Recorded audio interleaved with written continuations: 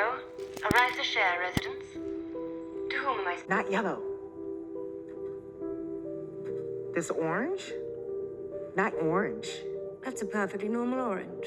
Hotel Reverie, Season 7, Episode 3. Today we're gonna break down the end and explain, as well as Easter eggs. So if you guys are watching Black Mirror Season 7, you guys clicked on the right video. We're gonna break down Episode 3. Now enough of the talking, make sure to subscribe, but let's just get straight into the video. So as you guys know, I like to keep it raw, so if you guys hear me coughing, just ignore it. We try to do as little as editing so it feels more genuine. So here we go. In Black Mirror Season 7, Episode 3, titled Hotel Reverie, the narrative centers on Brandy Friday, a Hollywood actress portrayed by Issy Rae.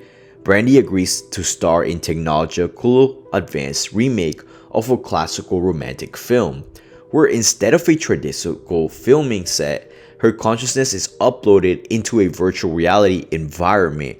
Within this AI-generated world, she assumes the role of Clara, interacting with digital replicas of the film's original characters.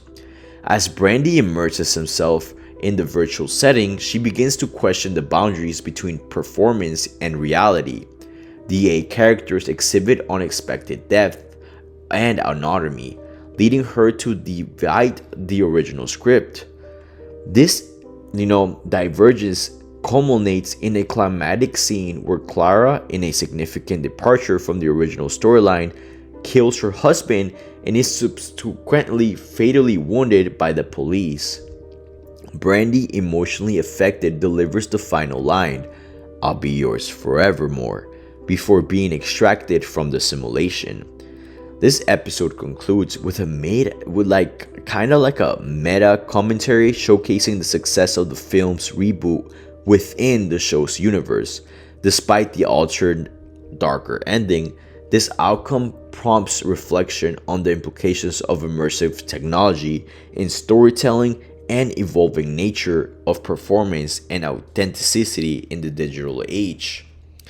Now, as for Brandy, as Brandy exits the simulation, shaken from the emotional weight of her final scene, she receives a phone call, seemingly from her agent, congratulating her on the performance and the film's early success.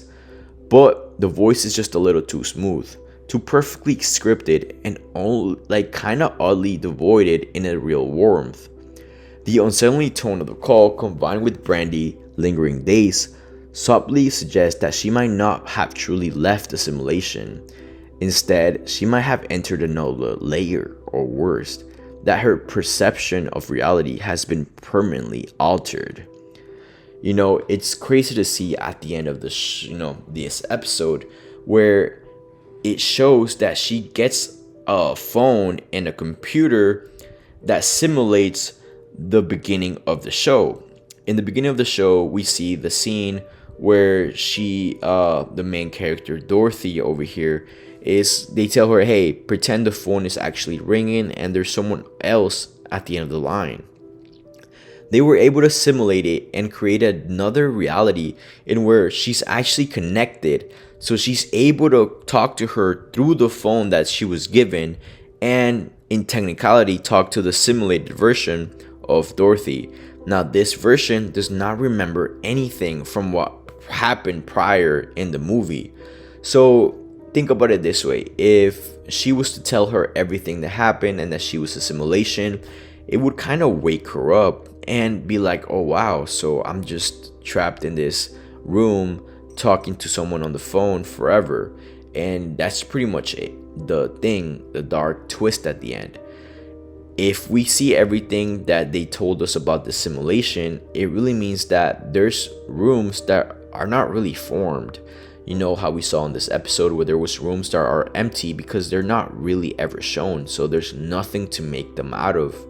So in reality, this version that's talking to her on the phone will forever be in that scene. Now, yeah, sure, she can talk to her whenever she feels like it, and she could be happy that they're finally talking to each other again. But in reality, it's never going to be the same person.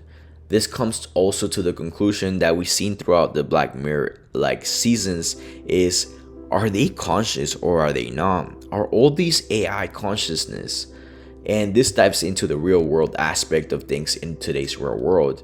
We have now ChatGPT, ChatGPT 3, ChatGPT 4, and so on. At one point, do we know that this AI or robot is actually conscious? Even if the AI tells us they're not conscious, what is it there to say that they're just lying to us and they're already conscious and they just don't want to get shut down? So it's kind of like that. The immersion of the simulation and how AI is truly taking over the world. Now in today's society, people are worried that in 50 years we won't really need actors anymore, because guess what? We technically have AI to do all these crazy shoots of that cost a lot of money. They could all be AI generated videos once AI gets that good. So this is kind of like a little bit of foreshadowing into the future in real life. And the ending is pretty much mind-bending. She can't move on. She became successful. She got her Casablanca type of deal, like The Sopranos, a movie that signifies your career, like Star Wars, etc., Harry Potter, a movie that everyone will remember you for. She got that, but in return, she lost the one person that she kind of fell in love with. And, at the end of the day, we saw that this is the beginning of how Black Mirror turns out in the previous seasons, in season 1 through 4. How people get attached to a simulated version of someone and they're not actually even real. And it's kind of sad, but this is what today's society is kind of going for. And honestly, I like this episode. The only thing is they went a little bit too political in my flavor of things here. I get it, they're trying to switch roles, because in the beginning they really went political when I mean switching the guy role to a female role. And look, I have nothing against that, but when it comes to movies, let's not rewrite history here, guys. We don't need to make Luke Skywalker into like a girl, or Darth Vader into a girl, or Harry Potter into a girl.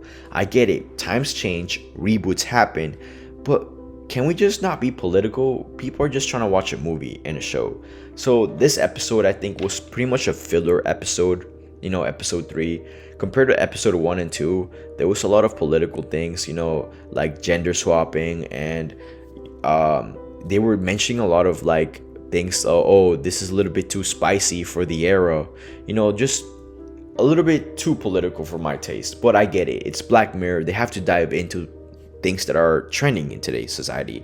And don't get me wrong, I have nothing against all that stuff. It's just when it comes to movies and TV shows, just like the problem that we had with Star Wars, where everything went south because of Kathleen Kennedy, we don't need that in the Black Mirror world. So I don't know, that's just my taste, my 2 cents. But I'm curious to find out what's your theories on the ending of this. What my theories is after analyzing this and putting all the Easter eggs together from previous seasons. The funny thing is that her address is Junipero, and they keep bringing a lot of like Junipero Easter eggs into like the first 3 episodes so far. There's a lot of Junipero things, and Junipero is one of the most actually popular episodes that ever came out of Black Mirror, so I can see why they're doing a lot of Easter eggs for Junipero. But I think that Junipero is even a bigger thing that we ever knew. Junipero could be the episode that we find, like that we got from previous seasons, could just be like the final result, and everything that we're watching is the lead up to that. So I really think that this is like the beta starter of Junipero, because Redream, you're able to simulate realities.